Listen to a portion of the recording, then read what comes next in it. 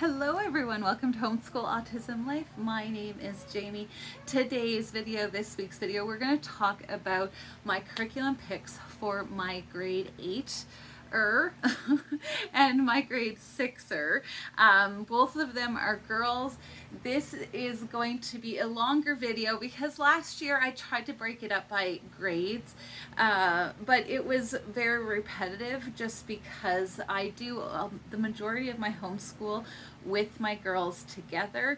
This is the last year I think that it's going to be like that. My eldest daughter is going to be going into grade 9, not this next year, but the following year. And so I'm going to be making some changes then that I think would make sense to break it up a little bit. But this video will be longer because I'm talking about their independent work. I'm talking about our morning routine and our afternoon and what that looks like. So buckle up, grab your coffee or tea, and let's just talk about curriculum picks. I'm very excited about this coming year. We're still wrapping up what we have left of this year, but I'm really looking forward to it. I really want to live in the moment of having my girls still together, doing most of our subjects together. We still will do it once Inara gets into grade 9 and stuff, but it'll be a little bit less so because there will be a little bit more demanded of her, and her sister Ceana is still working on catching up some of the things that she struggled with due to eye therapy and all of the rest. I will leave that link down below if you're wondering what I'm talking about. She just had some difficulty with eye and memory issues, and we're still working to catch her up. So without further ado, the first thing that I wanted to share about was their individual things that they do in the morning. So a little bit about my family. My eldest child is a son with autism. He struggles to fall asleep at night, and so I don't usually get to bed until around 1 or 2 in the morning. So that leaves a big chunk in the morning where mama needs to sleep, or she is not at all cognizant. Is that a word?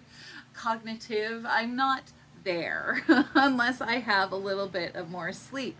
So that means that I need them to be able to take some ownership and do some independent work in the morning. And so the first thing that they do in the morning, or one of the first things, is they're going to be continuing on with Matthew C.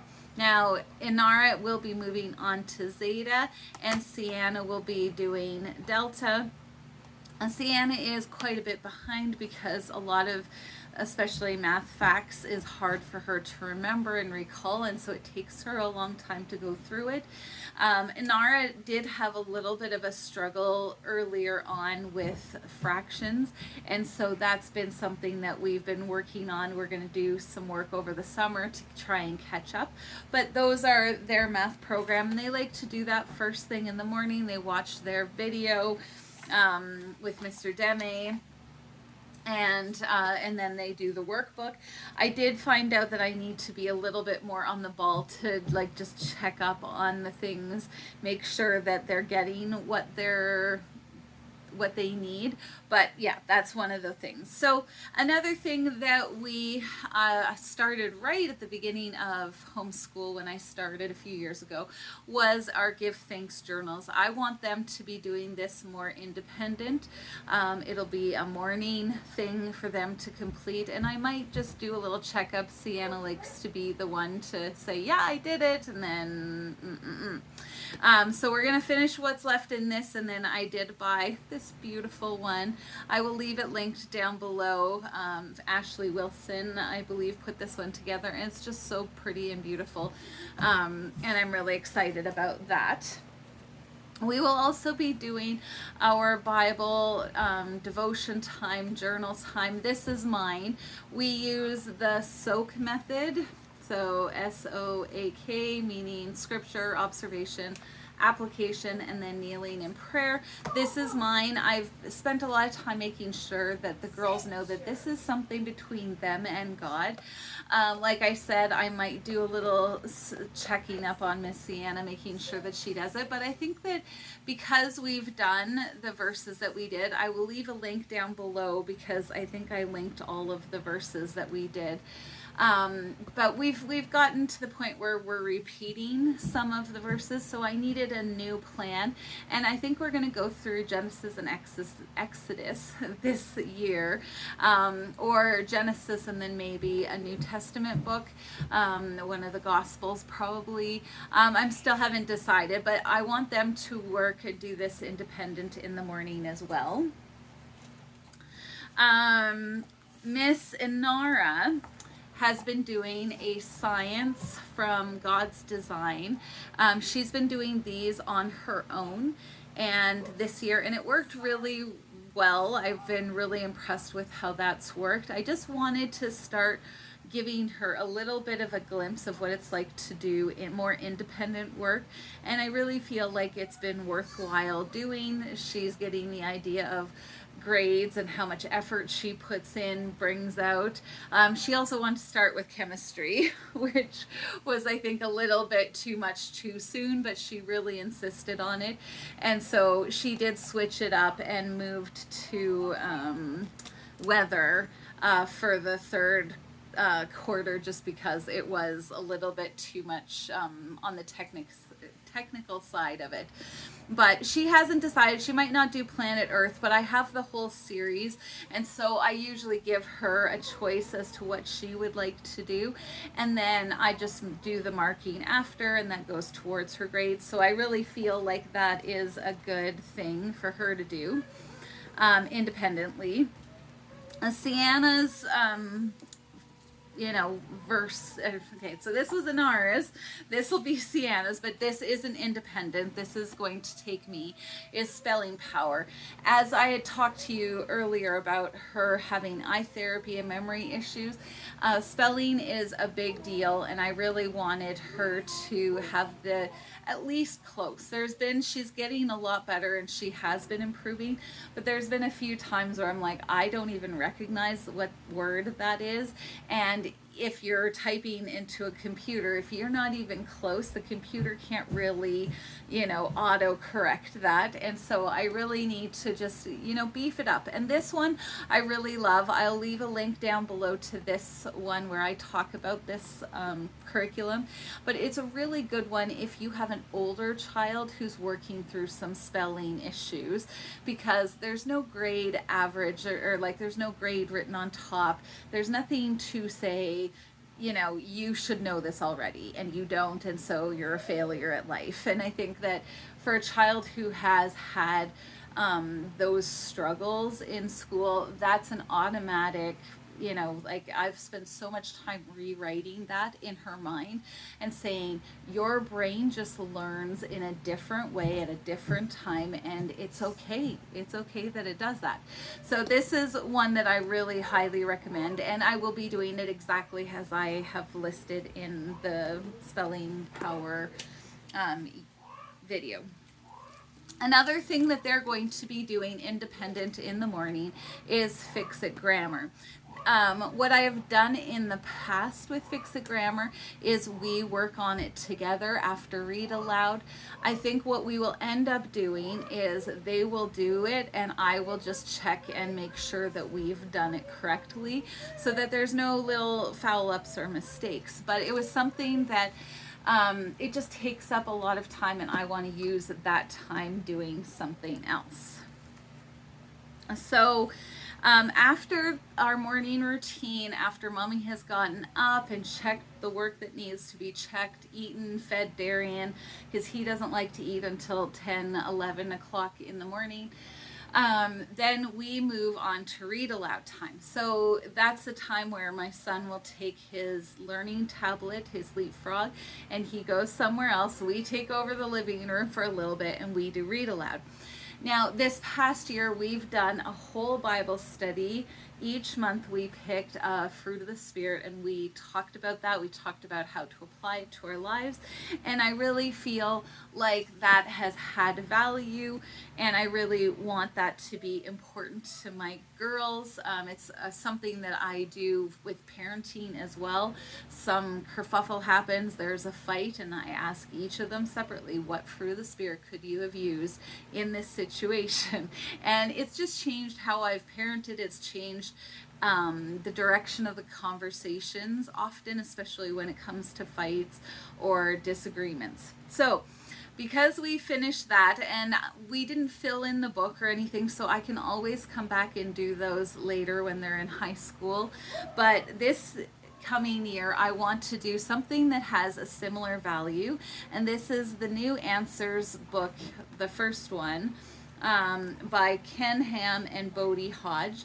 And I want to take a little bit of time every read aloud to go through one of these. That's definitely a must. Then I want to kind of change it up a little bit and add, I think I might do, trying to decide. I'm still trying to decide how it's going to work, but it's going to be a loop type schedule with these 3 books. So, A Window on the World, it's an Operation World Prayer Resource. So we're going to be doing Africa again. I would like to make sure that we're praying through Africa, and this book is all about the different things that we can pray for in South Africa, for instance. And I would just like to have us start a habit of praying for the people around the world. And this was a book that I saw in many homeschool mamas' carts and in their book hauls and stuff, and I was like, oh, I want that book. So this year I think I'm going to attempt to do this. I'm not sure when I'm going to fit it in yet. Could be during read aloud, it could be when I bring them to the table. It's going to be a part of our routine. Monday through Wednesday, I think we're going to go through a page or 2 of Hungry Planet. And this one, one of those things, I was influenced by YouTube mamas, but just talking about how different people around the world live. There's beautiful pictures and stuff, and just shows my kids a world viewpoint that I think is really important, and I want them to see and understand. So Thursday through Friday is this Material World one. These 2, Hungry Planet and Material World, are both done by Peter Menzel. And it's these beautiful pictures showing what all the household goods that this family has, and it's easy to compare it to what you have in your home. And I just want that to be kind of center in my kids' brains and hearts. So those, like I said, it's going to be a loop schedule on those 3 books. And then what I always do is I read aloud according to what gather round unit we are going to do in the afternoon. So I do a gather round unit for about a month and a half, 6 weeks to do a unit, because we have Fun Friday. There will be a video about Fun Fridays and what we do there. And so these are 2 of them that I know I'm going to do. So we're going to be doing North America National Parks. So this one is about the Mountain National Park, Rocky Mountains, because we live quite close to the Rocky Mountains in Canada, and this is the one in the States. But I wanted to have some good read alouds for that, so we'll work for 6 weeks, to work our way through this book.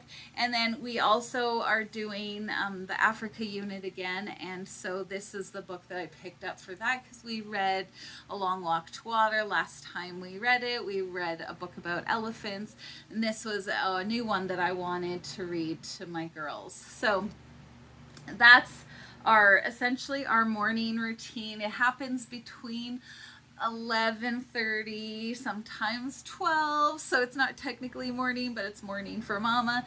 And then around 1 o'clock we come and are here. So um, along with, so I'm just trying to think, how should I say this? Okay, I'm going to do that later. So I have another um, group. It's called Victus Study Skills Curriculum. So we're going to do that, but I don't have it here to show you because it hasn't arrived from the States just yet.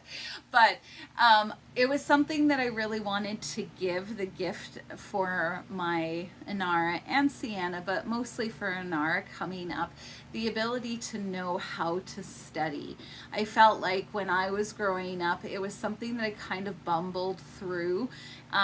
It wasn't, how do you take notes? The teacher's up there talking. How do I know what's important and what is not? And so it was really important to me that I give her those skills right before she goes into grade 9. So we're doing Victus study guides in grade 8 so that she's prepared for grade 9 through 12. And it doesn't seem to be a long one. It's not going to get us through the entire year. So that's where this fella comes in. We're doing Introduction to Logic. There's just so many things that I want to say about this. Dr. Jason Lyle is the one who wrote this. And I really, really felt like this was something that I needed to teach my kids in a world that doesn't use logic hardly ever, or hardly at all. So this is something else that we're going to work through. That's our first subject when we get to our afternoons time. So with our gather round units that we are going to be doing, I assign a reader to my girls. And so I put it in here because it's not necessarily a morning thing. They can choose to do it in the morning. They can choose to do it in the afternoon, whatever works. But I do assign each of my girls a reader that has to do with our gather round unit. And then instead of a book report, I have them do some of the pages in this book, just about 10 of them per 10 half page per book that they read in a 6-week cycle, and that's what I've chosen to do for that. So I'm really excited and happy with how that's been going. So what units are we going to do? I would like to do Africa again. There's going to be, I keep teasing this and I don't mean to tease this so much, but I am excited. I just need to do some of the work, the prep work for it, and I'm not ready to do that because I'm still wrapping up this homeschool year at the end of June. But we're not going to do it straight through like we did already at the beginning of our homeschool journey. We did Africa. I'm going to change it up a little bit, and so there's a video forthcoming about this change.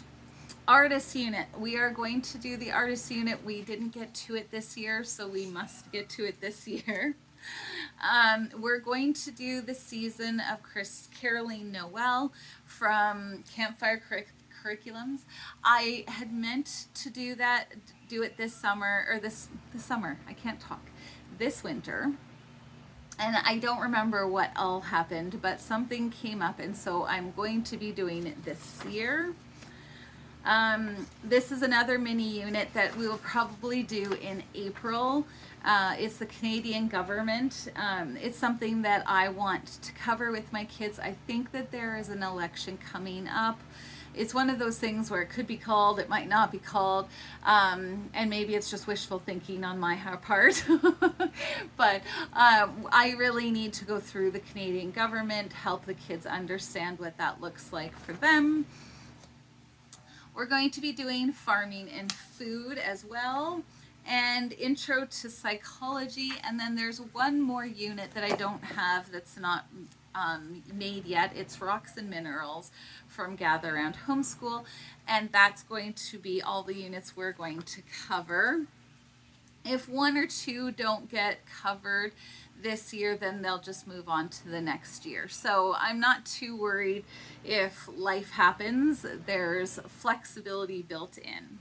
The last thing that they do in their afternoons is going to be IEW, there's my light, IEW 1B. So we did the 1A, year one level A over the last 2 years. This one will go for the next 2 years. And then I'm going to see if we're going to graduate up to level 2 and do C. I'm not really sure because it kind of depends on how this goes and where I think the girls will fit. Inara loves doing IEW. Ceana, it's still a struggle for her, but she is doing fantastic and I keep encouraging her. So that is the curriculum that we are going to be covering for the 2023-24 homeschool year. And I'm really pumped and excited. I think that I have some really good winners and something to sink our teeth into. And I'm really happy with how our homeschool has progressed. So there's a few changes, but not very many. So I hope that you have enjoyed this video. I hope that this has been better than the repetitive, this is what I'm doing and I'm doing it with her as well video. And stay tuned for what we're going to be doing for our Fun Fridays. We'll talk to you later. Bye.